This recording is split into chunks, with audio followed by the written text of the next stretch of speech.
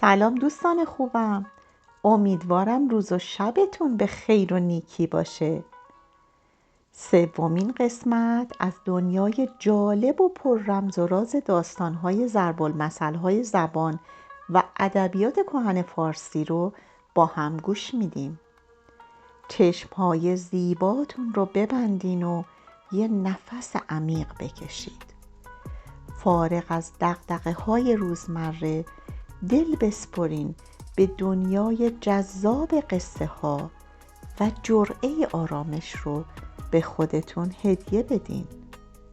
من سودابه هستم و خوشحالم که با شما همراه شدم.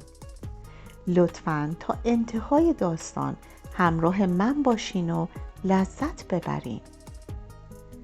این داستان آش نخورده و دهان سوخته.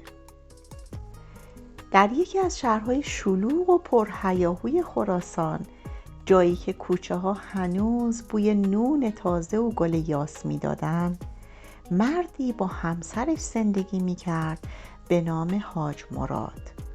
مردی خوشنام با عبایی خاکی رنگ، ریشی سفید و چهره‌ای آروم. اون سالها بود که حجره‌ای در دل بازار پارچه فروشا داشت. رنگ ها و نقش های پارچه ها مثل غزلیات حافظ روی دار آویخته بودند و هر کس گذرش از اونجا می افتاد لحظه‌ای در زیبایی اون رنگ ها مکث می کرد. کنار دستش پسری جوان و نحیف به نام عادل کار می کرد. نوجوانی که از روستای دوردست اومده بود، اهل کار بود و خوش رفتار، اما به شدت خجالتی. اونقدر که اگه کسی اسمشو بلند صدا میزد گونه هاش مثل انار رسیده سرخ می شدن.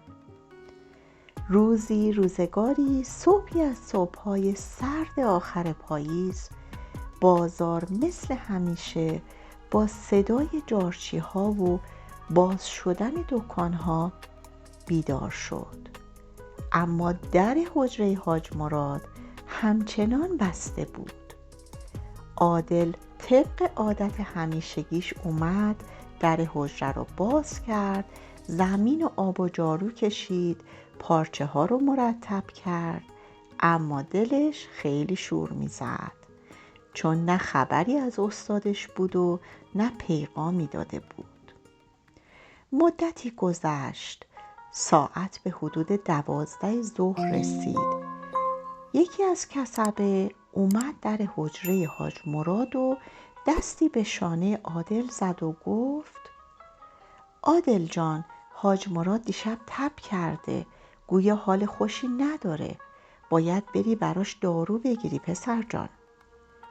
عادلم بیدرنگ حجره رو بست و از میون بازار شلوغ عبور کرد و در صف دعواخونه منتظر ایستاد. دعواخونه همون داروخانه در زمان قدیم عزیزان. نسخه رو گرفت و داروها رو در کیسه کاغذی گذاشت و به سمت خونه استادش به راه افتاد. خونه حاج مراد در کوچه آروم پر از درختای یاس بود. عادل به پشت در چوبی رسید و کلون در رو زد. صدای تق و تق در حیاط پیچید و چهره همسر حاج مراد با اون روسری گلدار همیشگیش دم در نمایان شد. لبخند مهربانی زد و گفت: به به عادل خان، بیا تو، بیا جونم، خدا خیرت بده. عادل سر به زیر انداخت و وارد شد. احوال حاجی رو پرسید و داروها رو داد و خواست خداحافظی کنه که زن حاجی گفت: صبر کن با ما نهار بخور. از صبح حتما هیچی نخوردی. تو این همه زحمت کشیدی، سهمی هم از سفره ما داری. پسر اول مقاومت کرد، اما نگاه مادرانه زن حاجی دلشو نرم کرد و دعوت رو قبول کرد. رفت تو اتاق و نشست. سفره قلمکار رنگارنگی پهن شد و کاسه آش بزرگی از آشپزخونه با عطری آروم و دلچسب وارد اتاق شد. عطری که با سرمای پاییزی تضاد شیرینی داشت. زن حاجی گفت برم قاشقا رو بیارم. حاجی هم الان میاد. در این فاصله عادل مضطرب شد. ذهنش پر از افکار آشفته بود. با خودش گفت نکنه تو خونه استادم اشتباهی ازم سر بزنه، نکنه لیاقتشو نداشته باشم که سر سفره‌شون بشینم، نکنه فکر کنن گستاخ شدم. با خودش فکر کرد بهتره وانمود کنه دندون درد داره تا از غذا خوردن تفره بره و از اونجا بره. با دست آروم جلوی دهانشو گرفت و سرشو خم کرد تا تظاهر به درد کنه.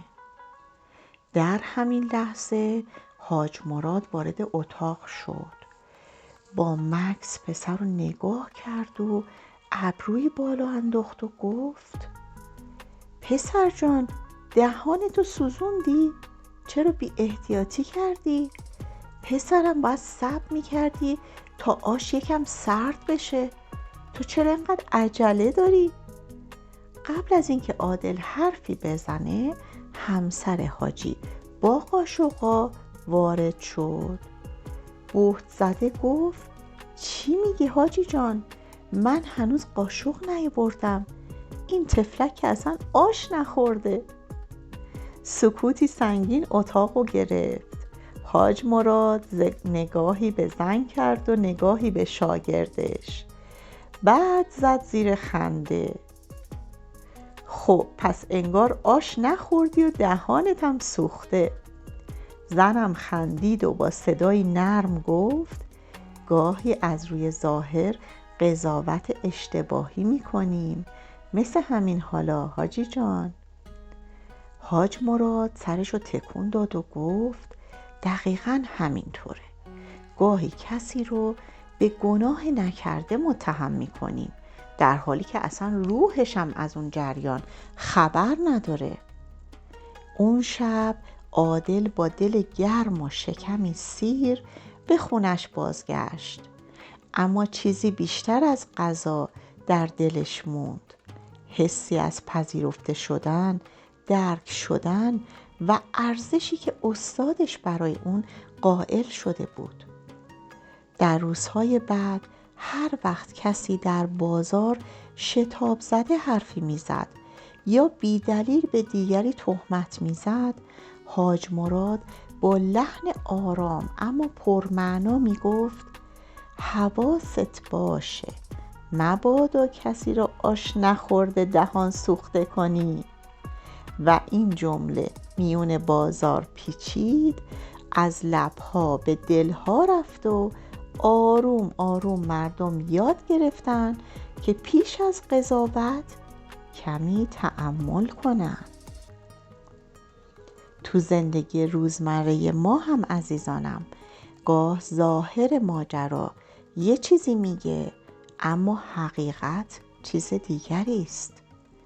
چقدر دلها که شکسته میشن فقط به خاطر اینکه دونستن حقیقت سخته و ما بدون دونستن حقیقت قضاوت میکنیم. پس بیاین یادمون باشه قبل از اون که بگیم دهانت رو سوزاندی خوب نگاه کنیم، شاید هنوز قاشقم نرسیده باشه.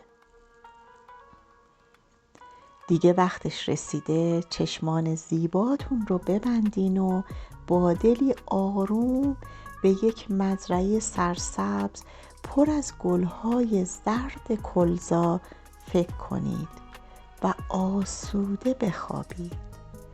تو ویدیو بعدی منتظر نگاه گرم و پرمهرتون هستم. تا داستانی دیگه، شبتون آرام و دلتون خوش.